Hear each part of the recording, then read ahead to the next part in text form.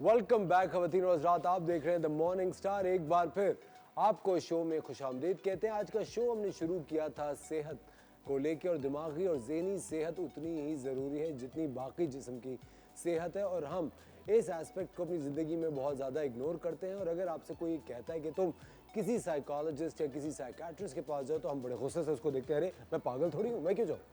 ये एक बहुत बड़ी हिमाकत है जो हम करते हैं। जिस तरह हमें बाकी प्रॉब्लम्स के लिए डॉक्टर्स के पास जाना चाहिए, इसी तरह अपनी ज़हनी सेहत को नॉर्मल रखने के लिए भी हमें साइकोलॉजिस्ट और साइकेट्रिस्ट के पास जाने में किसी किस्म की भी कोई भी शर्म या आर नहीं होनी चाहिए।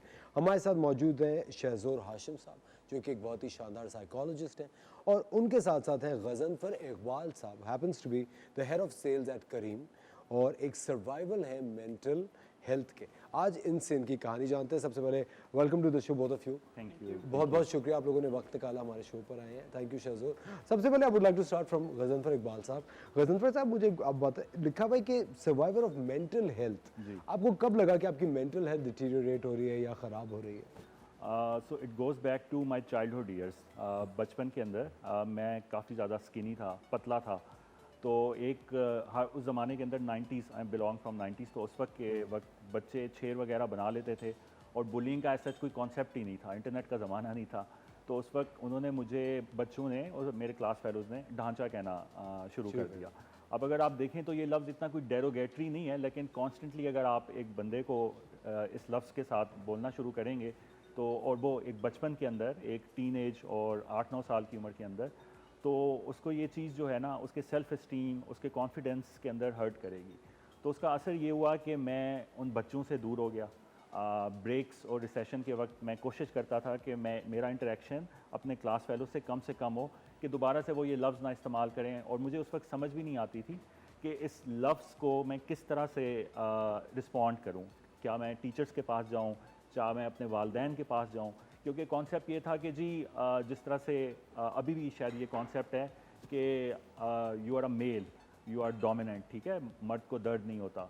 तो उस वक्त भी मुझे लगता था कि अगर मैं इसके ऊपर बात करूंगा किसी से, तो उसके ऊपर एक दोबारा से कोई यही कहेगा कि यार ये कोई इतनी बड़ी बात नहीं है, इसको just carry on, move on, fight on वाला जो कॉन्सेप्ट था।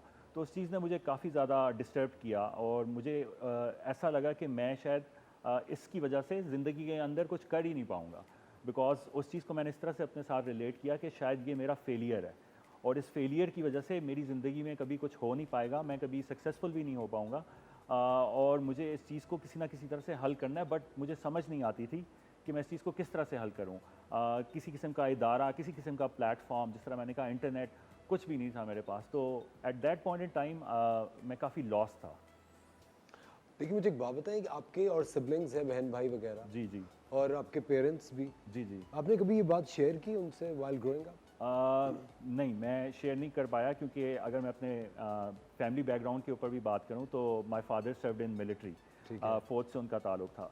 तो वैसे ही एक मर्द का कॉन्सेप्ट और उसके बाद फ़ौज का कॉन्सेप्ट, तो वो एक वैसी सख्ती थी, रूल्स थे, तो उसके अंदर मुझे तो उनसे बड़ा खौफ आता था, सीधी सी ये बात कहते हैं। हाँ, मुझे अभी भी उनसे एक है कि जी हम लोग उस जनरेशन के लोग हैं कि पेरेंट्स का एक लेवल है हमारे लिए, हम उनसे एक सर्टेन लेवल तक कम्युनिकेट कर सकते हैं। तो मुझे लगता था कि अगर मैं इसके ऊपर उनसे बात करूंगा तो मैं और ज़्यादा कमज़ोर फील करूंगा, क्योंकि कोई शायद वो कोई ऐसी बात ना कर दें कि वो मुझे और ज़्यादा हर्ट करे।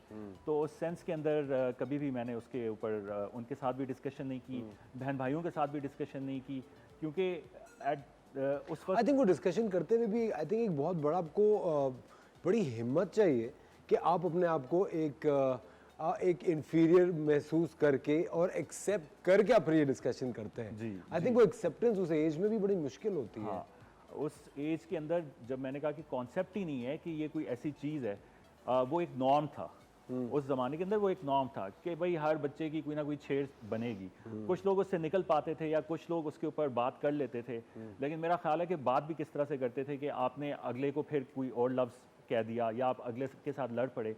आई डोंट थिंक वो कोई सोल्यूशन था, ना मुझे वो उस वक्त सही लगता था, ना मुझे आज सही लगता है। लेकिन क्या उस वक्त आपके स्कूल में, ये स्कूल से शुरू हुआ जी, नहीं? जी। क्या उस वक्त स्कूल में, of course you weren't the only child, probably इसी तरह कोई और बच्चा भी होगा जिसको कोई और नाम दिया जाता होगा, बिल्कुल। और आपने फिर उन बच्चों से दोस्ती करना शुरू की, you know like I should not say this, लेकिन मुझे कहते हैं ना, एक group of lesser favourite children.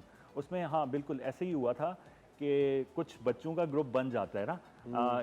कुछ ग्रुप्स होते हैं जो डोमिनेंट होते हैं, कुछ होते हैं जो थोड़े से वीक होते हैं, तो वो वीक आपस में थोड़ी सी ग्रुपिंग वगैरह कर लेते हैं, बट वो एकदम से नहीं हुआ। उसमें भी 4 से 5 साल लगे, यानी कि क्लास 2 से मैट्रिक तक मैं एक ही स्कूल में रहा। तो जब ये ग्रुप की आप बात करें, ये भी जाके बना कोई क्लास 7 और 8 के टाइम के ऊपर, जब वो बड़े हो रहे होते, जब हाँ, शऊर जब और आ रहा आपको होता है। फाइनली कुछ महसूस होता है कि यार इस चीज़ के ऊपर आवाज़ उठानी है, या ये चीज़ गलत है, या इसके ऊपर बात करनी है, फिर वो आपका एक सपोर्ट सिस्टम बन जाता है। उस सपोर्ट सिस्टम ने डेफिनेटली मुझे हेल्प किया, बट उससे पहले आई वॉज प्रिटी क्लूलेस।